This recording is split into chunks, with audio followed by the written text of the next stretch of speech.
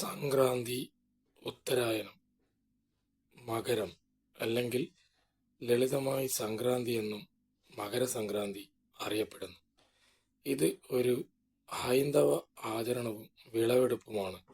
സാധാരണയായി വർഷം തോറും ജനുവരി 14 അല്ലെങ്കിൽ 15 തീയതികളിലാണ് മകരസംക്രാന്തി ആചരിക്കപ്പെടുന്നത്. ഈ അവസരത്തിൽ സൂര്യൻ ധനുരാശിയിൽ നിന്ന് മകരം രാശിയിലേക്ക് മാറുന്നു.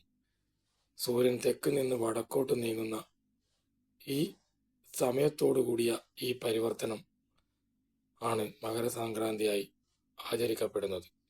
ഈ ഉത്സവം സൂര്യദേവനായ സൂര്യന് സമർപ്പിക്കുന്നു. ഒരു പുതിയ തുടക്കം കുറിക്കാൻ ആണ് ഇത് ആചരിക്കപ്പെടുന്നത്.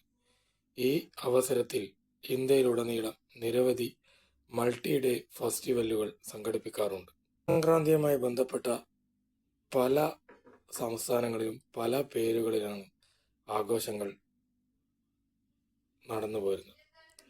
ആന്ധ്രാപ്രദേശിലും തെലുങ്കാനയിലും സംക്രാന്തി അല്ലെങ്കിൽ പൈതാ പാടുക, ഭോജ്പുരി മേഖലയിൽ കിചാരി, ആസാമിലെ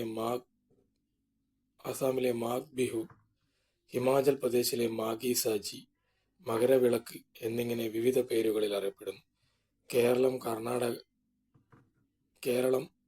കർണാടകയിലെ മകരസംക്രാന്തി മാഗി സംക്രാന്ത്, പഞ്ചാബ്, തമിഴ്നാട്ടിലെ പൊങ്കൽ, ജമ്മുവിലെ മാഗി സംക്രാന്ത് അല്ലെങ്കിൽ ഉത്തരായൻ, ഹരിയാനയിലെ സംക്രാന്ത്, രാജസ്ഥാനിലെ സംക്രാന്ത്, മധ്യേന്ത്യയിലും സൂര്യകാന്ത്, പശ്ചിമ ബംഗാളിൽ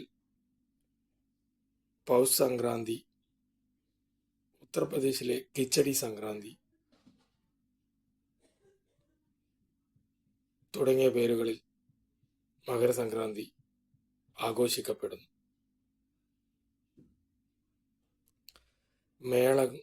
മേളങ്ങൾ, നൃത്തങ്ങൾ, പട്ടം പറത്തൽ, തീകൊളുത്തൽ, വിരുന്നുകൾ എന്നിങ്ങനെയുള്ള സാമൂഹിക ആഘോഷങ്ങളിലൂടെയാണ് മകരസംക്രാന്തി ആചരിക്കുന്നത്.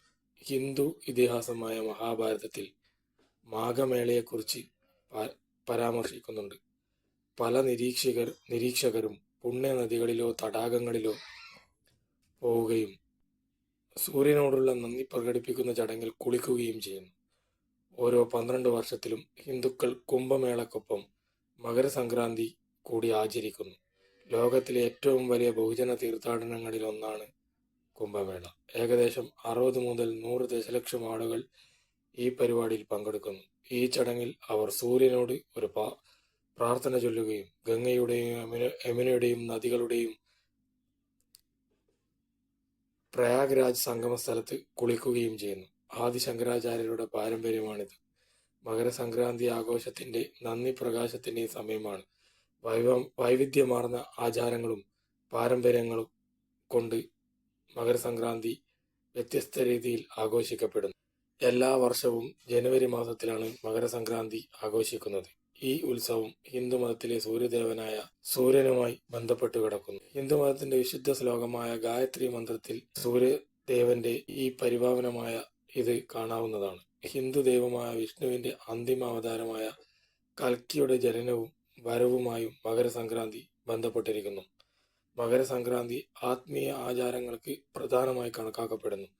അതനുസരിച്ച് ആളുകൾ ഗംഗ, യമുന, ഗോദാവരി, കൃഷ്ണ, കാവേരി എന്നീ നദികളിൽ പുണ്യസ്നാനം ചെയ്യുന്നു. കേരളത്തിൽ പട്ടം പറത്തിയാണ് ഉത്സവം ആഘോഷിക്കുന്നത്. മകരസംക്രാന്തി ഒരു പ്രധാന പാൻ ഇന്ത്യൻ സോളാർ ഫെസ്റ്റിവലാണ്. തീയതികളിൽ ആചരിക്കുന്നുണ്ടെങ്കിലും വ്യത്യസ്ത പേരുകളിൽ അറിയപ്പെടുന്നു. ഇന്ത്യയിലെ മിക്ക പ്രദേശങ്ങളിലും സംക്രാന്തി ആഘോഷങ്ങൾ 2-4 ദിവസം നീണ്ടു നിൽക്കും. അതിൽ ഓരോ ദിവസവും വ്യത്യസ്തമായ പേരുകളും ആചാരങ്ങളും ഉപയോഗിച്ച് ആഘോഷിക്കുന്നു. ഒന്നാം ദിവസത്തെ ആഘോഷത്തിന് മാഗി അഥവാ ഭോഗി പടുക എന്ന് പറയുന്നു. രണ്ടാം ദിവസത്തെ ആഘോഷത്തിന് മകരസംക്രാന്തി, പൊങ്കൽ, പൈതാ പടുക, ഉത്തരായനം, മാഘ് ബിഹു എന്ന് വിളിക്കുന്നു. മൂന്നാം ദിവസത്തെ ആഘോഷത്തിന് മാട്ടുപൊങ്കൽ, കനുമ, പണ്ടൂങ്ക എന്ന പേരിൽ ആണ് അറിയപ്പെടുന്നത്. നാലാം ദിവസത്തെ ആഘോഷത്തിന് കാണും പൊങ്കൽ, മുക്കാനൂമ എന്നീ പേരുകളിലാണ് ഇന്ത്യയുടെ വിവിധ ഭാഗങ്ങളിൽ ഇത് അറിയപ്പെടുന്നത്. കേരളത്തിൽ ഇത് മകരവിളക്ക് ഫെസ്റ്റിവൽ അയ്യപ്പനുമായി ബന്ധപ്പെട്ടാണ് ഈ ഉത്സവം ആഘോഷിക്കപ്പെടുന്നത്. കേരളത്തിലെ ശബരിമലയിൽ നടക്കുന്ന മകരവിളക്ക് ഫെസ്റ്റിവലാണ് ദക്ഷിണേന്ത്യയിലെ ഒരുവിധം എല്ലാ സംസ്ഥാനങ്ങളിലും അറിയപ്പെടുന്ന ഉത്സവമായി ആഘോഷിക്കുന്നത്. തമിഴ്നാട്ടിൽ ഇത് പൊങ്കൽ, മകരപ്പൊങ്കലായി ആഘോഷിക്കപ്പെടും.